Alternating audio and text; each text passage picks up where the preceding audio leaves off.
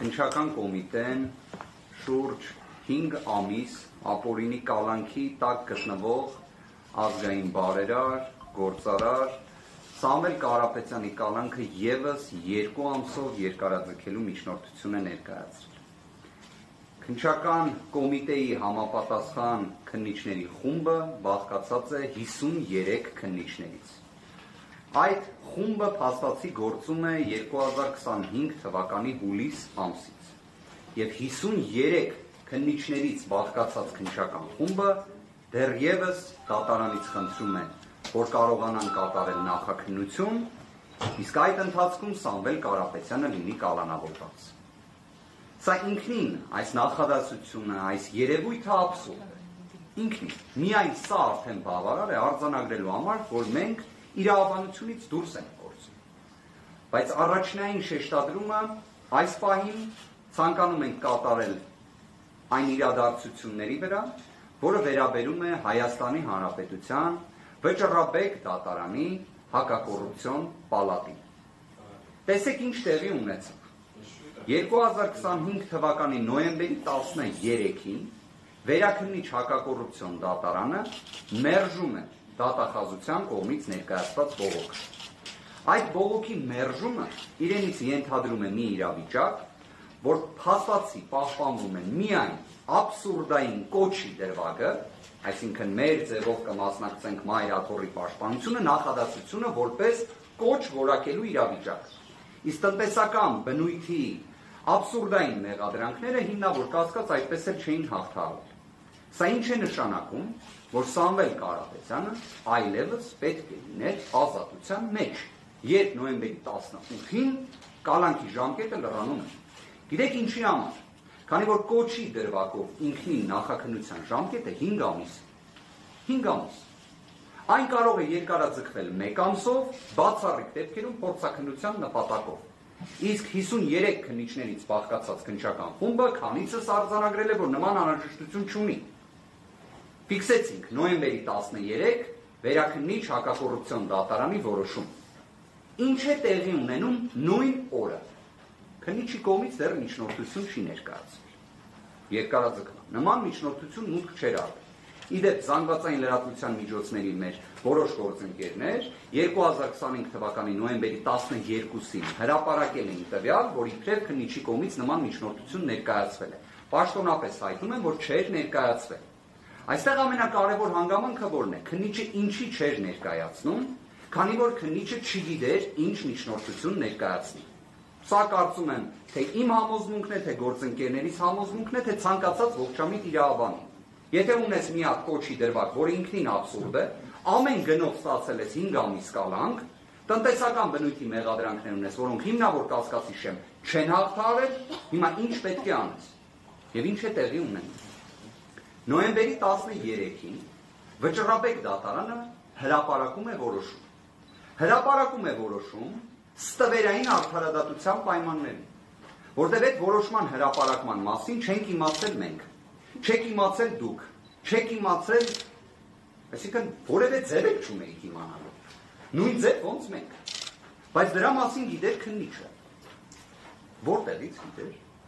որտեղ պատկերացրեք քննիչը կարողանում է նոյեմբերի 13-ին ժամը 18:27 մուտքագրի երկարաձգման միջնորդություն հղումներ կատարի Վճռաբեկ դատարանի որոշումից, որը մենք չենք ստացել, իդեպ մինչ օրս չենք ստացել։ Կարողանում է կից ներկայացնել Վճռաբեկ դատարանի որոշումը դատարանին, որտեղ Վճռաբեկ դատարանը փորձ է կատարել ցույց տալու, որ տնտեսական բնույթի մեղադրանքներից մեկով իբրև կարող է լինել հիմնավոր կասկած։ Բայց Վճռաբեկ դատարանի որոշումը, ինչքան էլ այն այդքան անհրաժեշտ է եղել քննիչների համար, միևնույն է ուշացած է։ Դրան առանձին կանդրադառնանք։ Բայց պատկերացրեք, Վճռաբեկ դատարանի պրակտիկան ուսումնասիրենք, հասկանալու համար։ Եղել է դեպք, որ Վճռաբեկ դատարանը մոտ 20 օրվա ընթացքում վարույթ ընդունել դատախազության բողոքը եւ որոշում կայացնել։ Եղել է Հայաստանի Հանրապետության պատմության մեջ նման դեպք։ Ես ձեզ հրապարակում եմ վերջին, կարծես 12, նույնիսկ 15 ամսվա վիճակագրություն հենց նույն Վճռաբեկ դատարանի հակակոռուպցիոն պալատի։ Ես կներկայացնեմ վարույթ ընդունելու օր, որոշման հրապարակման օր։ Օրինակ, ապրիլի 4-ին վարույթ է ընդունում Վճռաբեկ դատարանի հակակոռուպցիոն պալատը, գլխավոր դատախազի ներկայացրած բողոքը հենց տիկին Աննա Վարդապետյանի, որը վերաբերում է 33 դրվագ ենթադրյալ հանցանքի, որտեղ իդեպ դատարանները կալանքը չէին կիրառել։ Վճռաբեկ դատարանը ապրիլին ընդունում է վարույթ, որոշումը կայացնում է նոյեմբերի 6-ին 2025 թվականի, որով արձանագրում է, որ կարելի էր եւ կալանքը չկիրառել, դե ի վերջո գլխավոր դատախազն էր բողոք տալը դա կանխատեսելի զարգացումներ են ժողովրդավարության բաստիոնում, բայց նաեւ արձանագրում է, որ այդ գործը արդեն դատարան են ուղարկել եւ ակտուալ չէ։ Ժամանակագրային, այսպես ասած, հատվածը ֆիքսեցինք։ Շարունակություն։ 2024 թվականի ապրիլի 23-ին Վճռաբեկ դատարանի հակակոռուպցիոն պալատը վարույթ է ընդունում գլխավոր դատախազի բողոքը, որոշումը կայացնում է 2025 թվականի մարտի 10-ին։ Մեկ այլ դեպքով 2024 թվականի մայիսի 22-ին ընդունվում է վարույթ, որոշումը ընդունվում է 2025 թվականի մարտի 10-ին։ Մեկ այլ դեպքով 2024 թվականի դեկտեմբերի 11-ին վարույթ է ընդունվում, որոշումը հրապարակվում է 2025 թվականի ապրիլի 17-ին։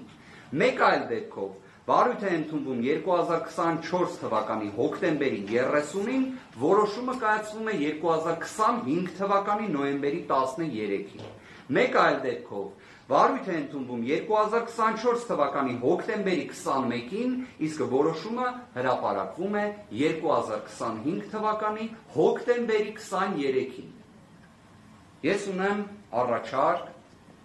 խնդրում եմ օգնել ինձ այս հարցում, ես առաջարկում եմ, որ Վճռաբեկ դատարանի հակակոռուպցիոն պալատի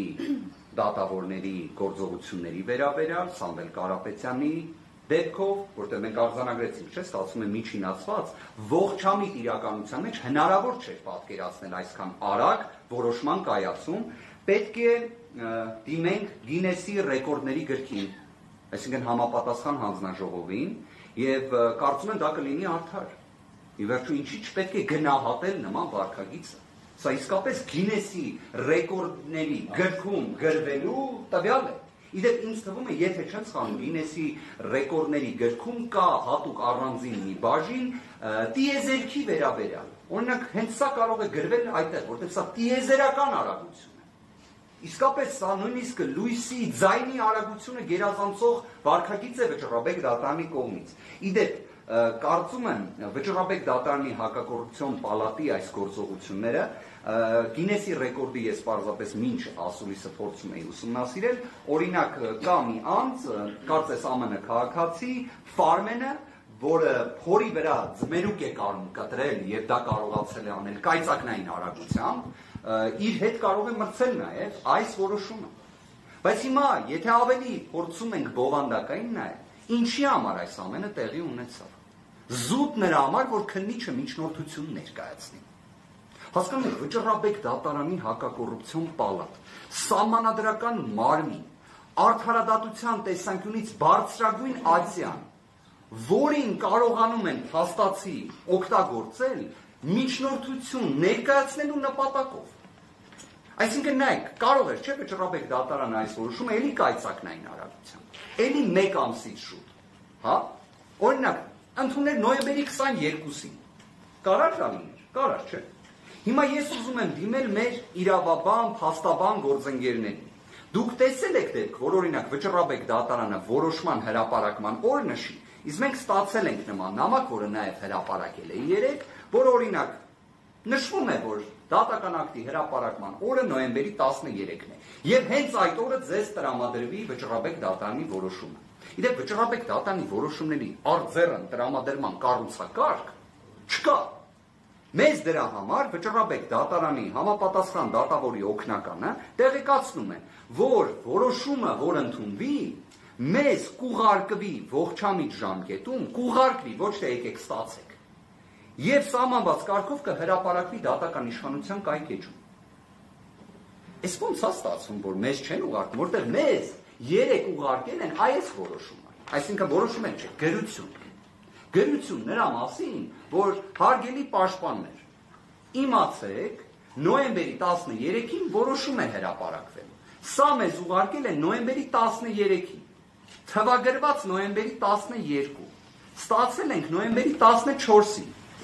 բայց քննիչը կարողացել է ստանալ նոյեմբերի 13-ին։ Սա հարգելի գործընկերներ, ստվերային արդարադատության լույս սփռումն է, որտեղ այլընտրանք չունեին, ի վերջո սա բացահայտվելու էր։ Բայց երբ նժարին դնում ես մի հատ կալանքի միջնորդություն ու վճռաբեկ դատարանի հակակոռուպցիոն պալատ, իսկապես մեր գործընկերներից Ռուբեն Հակոբյան այս պահին ներկա չէ հարգելի պատճառով, բայց հետաքրքիր հանգամանք էր նշել, որ շատերը խոսում էին, որ Հայաստանի Հանրապետությունը, իհարկե շատերը ասելով բացառապես օրվա իշխանությունները, հանդիսանում է ժողովրդավարության բաստիոն, չէ՞։ Օրինակ մեր գործընկերը առաջարկում էր օգտագործել ժողովրդավարության բաստիլ ձևակերպումը։ Իդեպ ես նաև կառաջարկեի դիտարկել ոչ թե ժողովրդավարության բաստիոն։ Բաստիոնը դրական բառ է, բայց պատկերացրեք օգտագործենք բռնատիրական բաստիոն։ Բռնատիրական բաստիոն։ Իդեպ հետաքրքիր մի բան ասեմ ձեզ, իսկապես հետաքրքիր է, կալանքների շատ լինելը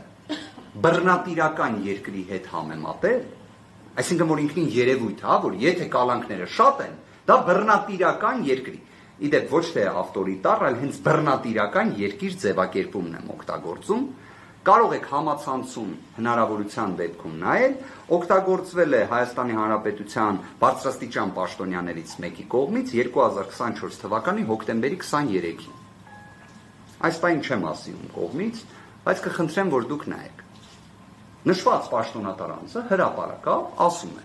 որ մենք ներդրել ենք տնային կալանքը որպես խափանման միջոց, որտեղ ժողովրդավարական բարեփոխումները դա են պահանջում։ Հակառակը բռնատիրական երկրի դրսևորում է։ Մենք ի վերջո պետք է հասկանանք, որ այդպես չպետք է լինի։ Այսինքն մտքեր էին արձանագրվել։ Սամվել Կարապետյանի դեպքում 5 ամիս է միայն կալանքն է գործում։ Որ հարցնեք ինչի համար, ինչ հիմքով, ինչ պատճառաբանություններով։ Այդ պատճառաբանությունները ուղղակի նայեք Գինեսի ռեկորդների գրքում, օրինակ վճռաբեկ դատարանի գործողությունների տեսանկյունից։ Այստեղ ես ողջամտություն չեմ տեսնում։ Սահմանադրական դատարանը օգոստոս-սեպտեմբեր ամիսների ընթացքում 2 որոշում է ընդունում, որով ընդգծում է անձի ազատության կանխավարկածը։ Այսինքն որ չի կարելի մարդուն կալանավորել, ուղղակի կալանավորելու համար։ Այն պետք է լինի բացառիկ միջոց, պետք է դրա համար բոլոր այլ միջոցները սպառված լինեն։ Բայց մենք տեսնում ենք, որ այդ ամենը չի գործում։ Հարգելի գործընկերներ, սա ծայրահեղ, վտանգավոր ժխտողականության ճանապարհ է։ Սա իրավական նիհիլիզմի ճանապարհ է։ Մեր կողմից ներկայացված վճռաբեկ ոգները մենք գործընկերներով քննարկել ենք։ Մենք հենց նախաքննական գաղտնիքի այս աբսուրդային սահմանափակումները վերջանան, որը մենք էլ ենք չպնդում, որ եկեք վերջ տանք այս նախաքննական գաղտնիքին։ Մենք հրապարակելու ենք մեր ներկայացրած վճռաբեկ բողոքը եւ թող դատախազությունն էլ հրապարակի իրենց ներկայացրած բողոքը։ Եվ ուղղակի թող ցանկացած անաչառ դիտորդ ասի, որ մի բողոքը պետք է ընդունվեր վարույթ։ Գլխավոր դատախազության բողոքը, թե մեր կողմից ներկայացված բողոքը։ Վարույթ է ընդունվում գլխավոր դատախազուի տեղակալի ներկայացրած բողոքը եւ 20 օրյա ժամկետում որոշում է ընդունվում։ Հենց այն օրը, որ քննիչը կարողանա միջնորդություն ներկայացնի։ Այստեղ էլ է հետաքրքիր հանգամանք։ Քննիչը ըստ քննչական կոմիտեի նախագահի հրամանի ժամկետի լրանալուց 7 օր շուտ պետք է ներկայացնի միջնորդությունը։ Այս անգամ այդպես չեղավ։ Այսինքն քննիչը ինչին էր սպասում։ Ինչին էր սպասում։ Այսինքն այս ինչ համոզմունքներ, այս ինչ կանխավարկածներ են գործում։ Եվ ներկայացնում է նոյեմբերի 13-ին, որը քրեական դատավարության օրենսգրքով վերջնաժամկետներ միջնորդություն ներկայացնելու։ Բայց անպայման միջնորդության մեջ պետք է հնարավորություն ունենար ցիտելու վճռաբեկ դատարանին։ Բայց դա միայն ինքը ունի։ Այդ հնարավորությունը վերապահված է միայն քննչական մարմիններին։ Սամվել Կարապետյանին վերաբերող վճռաբեկ դատարանի որոշում, բայց Սամվել Կարապետյանի պաշտպանական խումբը դա չի ստանում։ Դա ստանում է քննիչը։ Ինչ ճանապարհով գաղափար չունեն։ Իդեպ մի հանգամանք եմ ուզում նշել եւ խոսքը փոխանցեմ գործընկերներիս, Վճռաբեկ դատարանը ունի 4 պալատ։ Հակակոռուպցիոն պալատն էր, որ այս գործը քննում էր եւ ռեկորդը սահմանեց։ Վճռաբեկ դատարանի հակակոռուպցիոն պալատի նախագահը նախկինում փաստաբանական գործունեությամբ զբաղված Դավթյան Արտուրն է։ Բայց փաստաբանական գործունեությանը մեկ այլ իրադարձություն էր հաջորդել։ Ինքը քաղաքացիական պայմանագիր կուսակցության անդամ էր։ Երկրորդ հանգամանք, սահմանադրությունը ասում է, որ Վճռաբեկ դատարանը ունի 2 կարևորագույն լիազորություն։ Ապահովել միատեսակ պրակտիկա, այսինքն նախադեպեր ընդունել, որ ընդհանրապես պետք է այսպես մեկնաբանվի դրույթը, որ քննիչները պետք է ունենան այսպիսի պարտականություններ իրավունքները օրինակ հարգելու համար, որտեղ Վճռաբեկ դատարանը իրավունքի դատարան է։ Ինչի համար եմ այս պնդումը կատարում, որտեղ սահմանադիրը երկրորդ լիազորությունը, որ նախատեսել է Վճռաբեկ դատարանի համար, կոչվում է հիմնարար իրավունքների եւ ազատությունների խախտումների վերացում։ Հիմա ինձ մեկը կարող է ասել, Վճռաբեկ դատարանը գլխավոր դատախազի տեղակալի բողոքը ընդունելով վարույթ 20 օրյա ժամկետում որոշում ընդունելով միատեսակ պրակտիկա էր ապահովում, թե հիմնարար իրավունքների խախտումներն էր վերացնում։ Մենք ներկայացրել էինք մեր բողոքում հիմնարար իրավունքների խախտումների վերացման խնդրանք։ Իդեպ հիմքն էլ օգտագործել էինք Վճռաբեկ դատարանի միատեսակ պրակտիկա ապահովելուն ուղղված հենց Վճռաբեկ դատարանի հակակոռուպցիոն պալատի որոշումը։ Այսինքն մենք խնդրում էինք, որ Վճռաբեկ դատարան ձեր իսկ կողմից ընդունված որոշումը քննիչները, դատախազները, դատավորները չեն հարգում։ Եկեք պաշտպանեք ձեր իսկ որոշումը։ Վճռաբեկ դատարանը դա վարույթ չի ընդունում։ Այս որոշմամբ հիմա միատեսակ պրակտիկայի ապահովում, թե հիմնարար իրավունքների խախտումների վերացում է ապահովում։ Իդեպ հստակ ասեմ, ոչ այնա, ոչ մյուսն է, որտեղ արդյունքում Վճռաբեկ դատարանը մերժել է գլխավոր դատախազի տեղակալի բողոքը, որտեղ դա վաղեմությունը անցած դատական ակտի վերաբերյալ է։ Օգոստոսի 15-ի դատական ակտի վերաբերյալ որոշում են կայացնում։ Բայց դուք նայեք ինչքան կարևոր էր իրենց համար, որ նոյեմբերի 13-ին անպայման պետք է հրապարակվի, որը վերջին օրն է կալանքի երկարաձգման միջնորդության ներկայացման եւ այլ։ Այն, որ այս գործում քաղաքական հետապնդման բաղադրիչը անհերքելի է, անվիճելի է, մրցակցությունից դուրս է, կարծում եմ բոլորի համար ակնհայտ է։ Մենք պարզապես հերթական տվյալներն ենք դրա վերաբերյալ արձանագրում։ Իդեպ, բայց նույն նոյեմբերի 13-ին վերաքննիչ հակակոռուպցիոն դատարանը իր որոշմամբ արդեն իսկ այնպիսի դիրքորոշում է ներկայացրել, որը պարտադիր է թե քննիչի, թե դատախազի, թե դատարանների համար, որտեղ այդ որոշումը բեկամված չէ։ Իսկ ըստ այդ որոշման կալանքը չի կարող այլևս երկարաձգվել։ Ես հենց նման կատեգորիկ դատողություններ կանեմ։ Այն պատճառաբանությունները, որոնք համադրվում են եւ վերլուծվում են, եւ այն միջնորդությունը, որը մենք արդեն իսկ ուսումնասիրել ենք քննիչի կողմից ներկայացված, հնարավորություն չի տալիս